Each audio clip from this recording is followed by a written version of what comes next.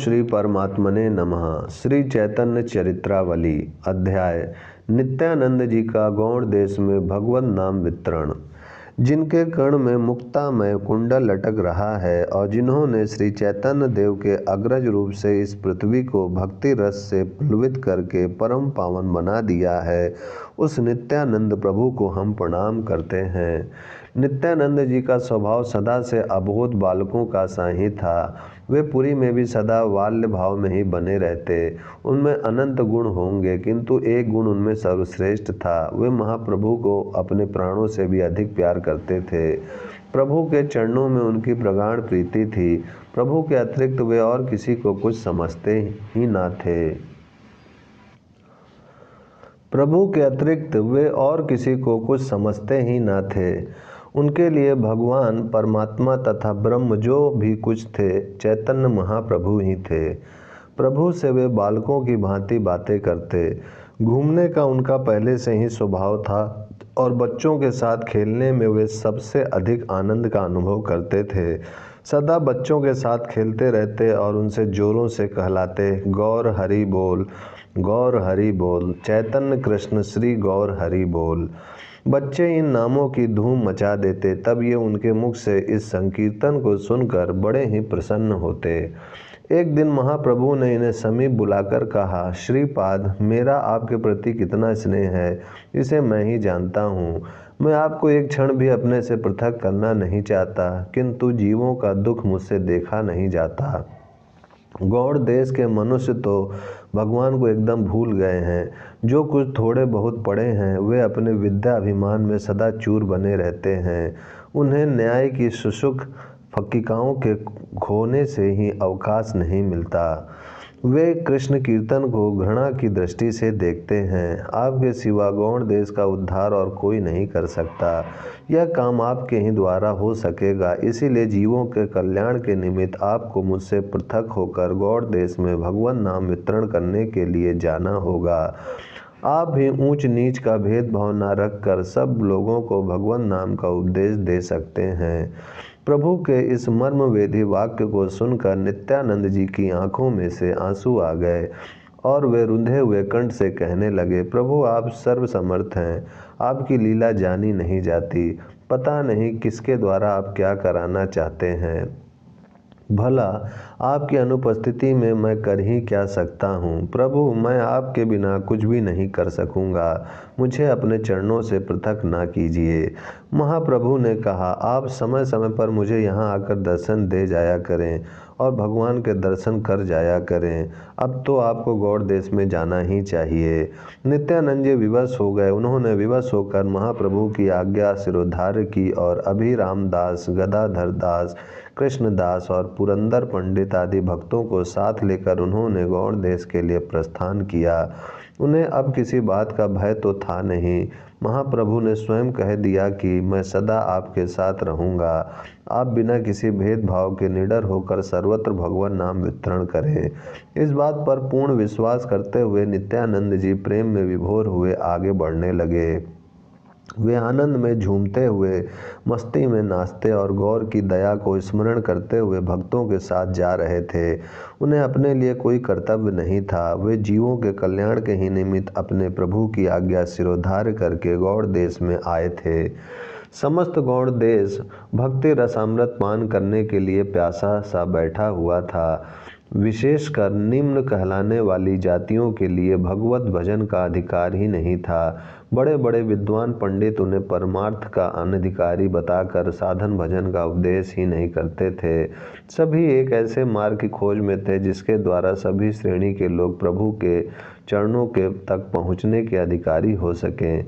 ऐसे ही सुंदर अवसर के समय नित्यानंद जी ने गौड़ देश में प्रवेश किया। इनकी वाणी में जादू था, चेहरे पर ओज था, शरीर में स्फूर्ति थी और था महाप्रभु के प्रेम का अनन्य दृढ़ विश्वास। इन्हीं सब बातों से गौड़ देश में प्रवेश करते ही इनके उपदेश का असर जादू की भांति थोड़े ही दिनों में सर्वत्र फैल गया।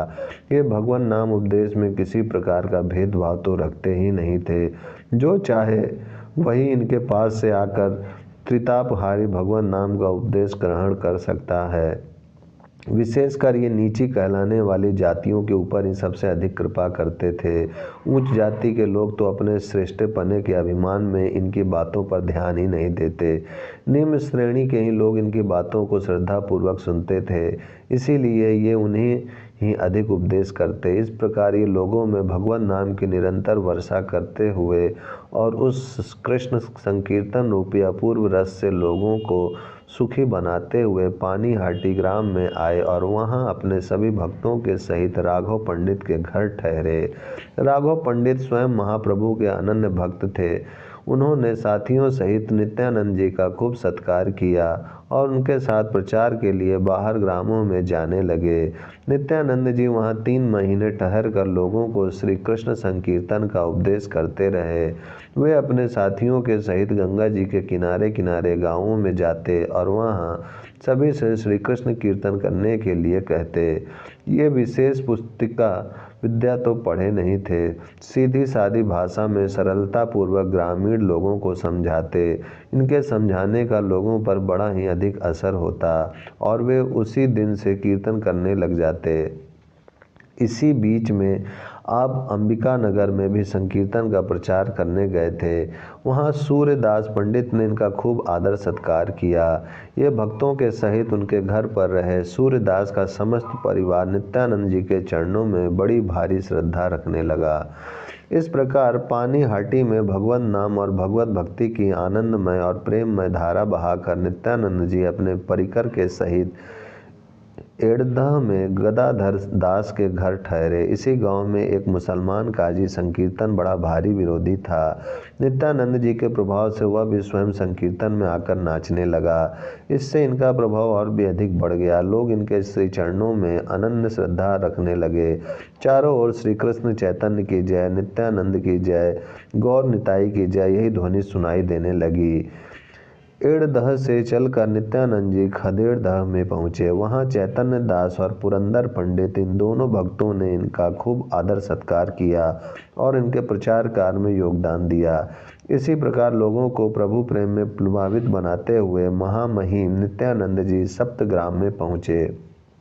उस समय बंगाल में सुवर्णवटिक जाति के लोग अत्यंत ही नीचे समझे जाते थे। उनके हाथ का जल पीना तो दूर रहा, बड़े बड़े पंडित विद्वान उन्हें स्पर्श करने में घृणा करते थे। नित्यानंद जी सबसे पहले इन्हीं लोगों को अपनाए। ये लोग संपत्तिशाली थे, इस बात के लिए बड़े लालायित बने हुए थे कि किसी प्रकार हमारा भी परमार्थ पथ में प्रवेश हो सके। नित्यानंद जी ने इनके अछूत पने को एकदम हटा दिया। वे उद्धरण दत्त नामक एक धनी स्वर्ण वणिक के घर पर जाकर ठहरे और सभी स्वर्ण वणिकों को भगवत भक्ति का उपदेश देने लगे। इनके प्रभाव से स्वर्ण वणिकों में बड़ा भारी जागृति हो उठी। यह इनके लिए बड़े ही साहस का काम था। इस बात से उच्च जाति के लोग इन्हें भांति भांति से धिक्कारने लगे, किंतु इन्होंने किसी की परवाह नहीं की। पीछे से इनकी निर्भीकता और सच्ची लगन के सामने सभी लोगों ने इनके चरणों में सिर नवा दिया। स्वर्ण वणिकाओं के अपनाने से इनका नाम चारों ओर फैल गया और लोग भांति भांति से इनके संबंध में आलोचना प्रत्यालोचना करने लगे। सप्तग्राम के आसपास के गांवों में भगवान नाम का प्रचार करते हुए ये शांतिपुर में अद्वैताचार्य के घर आए। आचार्य इन्हें देखते ही पुलकित हो उठे और जल्दी से इनका दृढ़ आलिंगन करते हुए प्रेम के अश्रु बहाने लगे। दोनों ही महापुरुष प्रेम में विभोर हुए एक दूसरे का जोरों से आलिंगन कर रहे थे।